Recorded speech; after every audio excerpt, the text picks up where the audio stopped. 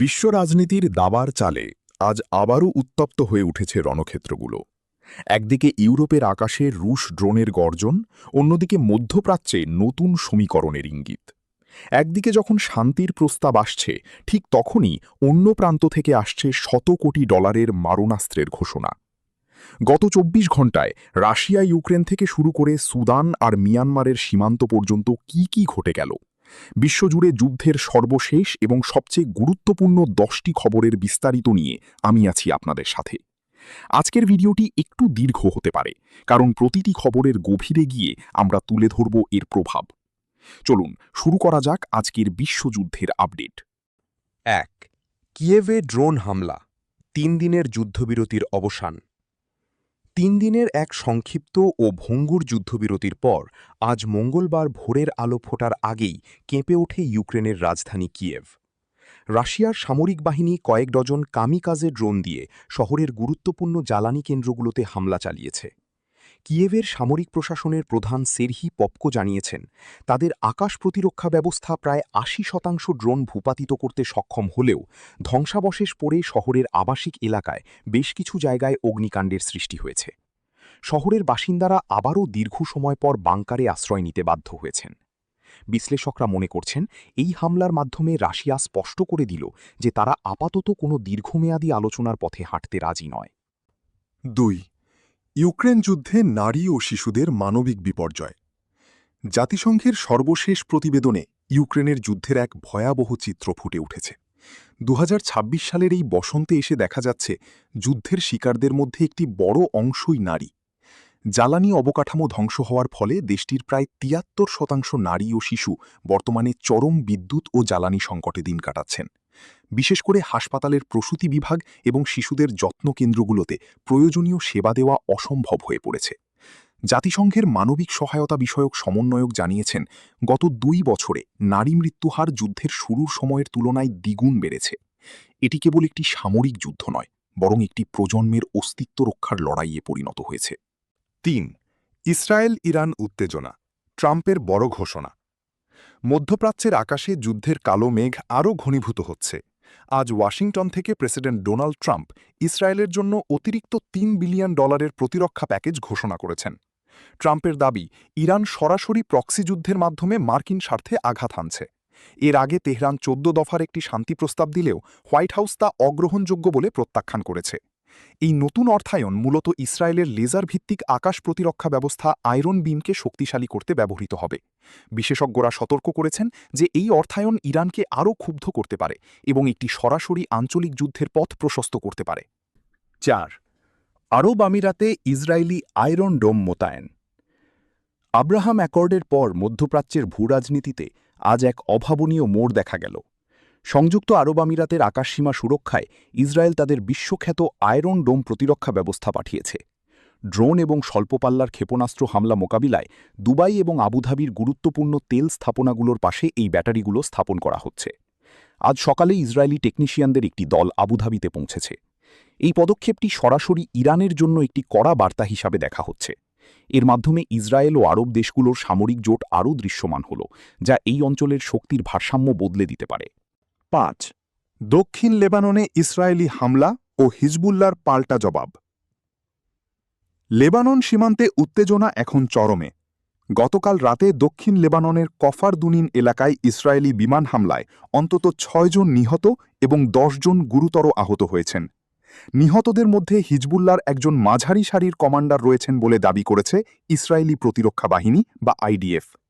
এর কয়েক ঘণ্টা পরেই হিজবুল্লাহ উত্তর ইসরায়েলের গ্যালিলি অঞ্চলে ঝাঁকে ঝাঁকে রকেট হামলা চালায়। সীমান্তের উভয় পাশের সাধারণ মানুষ ঘরবাড়ি ছেড়ে নিরাপদ আশ্রয়ে চলে যাচ্ছেন। বৈরুত থেকে জানানো হয়েছে যে কূটনৈতিক উপায়ে যুদ্ধ থামানোর চেষ্টা চললেও মাঠের পরিস্থিতি সম্পূর্ণ ভিন্ন কথা বলছে। ৬. সুদান, ড্রোনের লড়াইয়ে নিষ্পাপ মানুষের মৃত্যু। আফ্রিকার দেশ সুদান এখন ড্রোনের এক পরীক্ষাগারে পরিণত হয়েছে।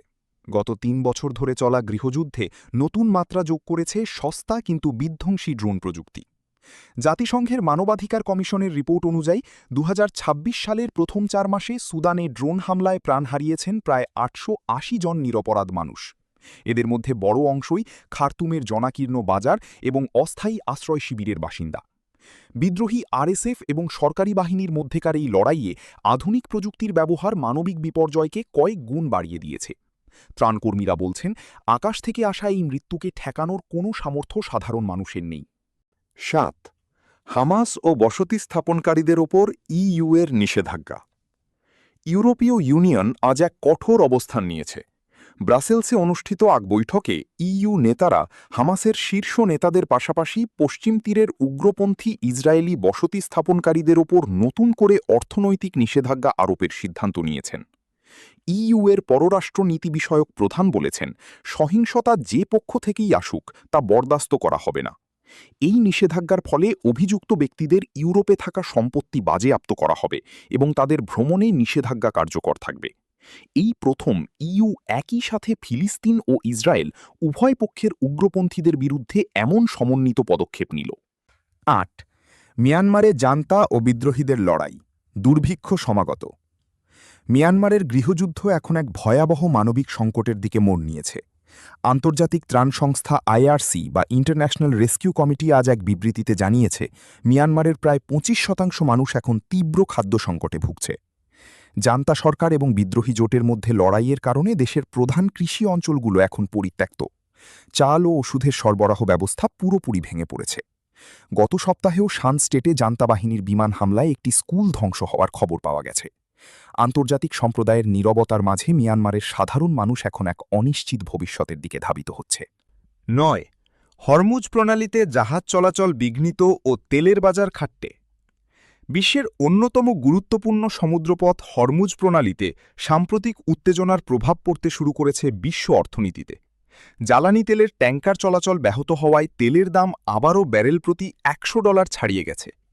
এই পরিস্থিতিতে পাকিস্তান রাশিয়ার সাথে একটি বড় ধরনের তেলের চুক্তি স্বাক্ষর করেছে। ইসলামাবাদ জানিয়েছে, তারা তাদের জ্বালানি নিরাপত্তা নিশ্চিত করতে রাশিয়ার কাছ থেকে রেকর্ড পরিমাণ অপরিশোধিত তেল আমদানি করবে। অন্যদিকে ভারত ও চীনও পরিস্থিতির ওপর কড়া নজর রাখছে। হরমুজ প্রণালী যদি পুরোপুরি বন্ধ হয়ে যায়, তবে বিশ্বজুড়ে এক ভয়াবহ অর্থনৈতিক মন্দা শুরু হতে পারে বলে আশঙ্কা করা হচ্ছে। 10. ট্রাম্পের চীন সফর ও বৈশ্বিক শান্তির নতুন সমীকরণ। আজকের শেষ খবরটি একটি কূটনৈতিক আশার আলো নিয়ে। মার্কিন প্রেসিডেন্ট ডোনাল্ড ট্রাম্প আগামী সপ্তাহে বেইজিং সফরে যাচ্ছেন। হোয়াইট হাউস সূত্র জানিয়েছে, এই সফরের মূল লক্ষ্য হল ইউক্রেন এবং মধ্যপ্রাচ্য যুদ্ধে চীনের প্রভাব ব্যবহার করে একটি স্থায়ী সমাধানে পৌঁছানো।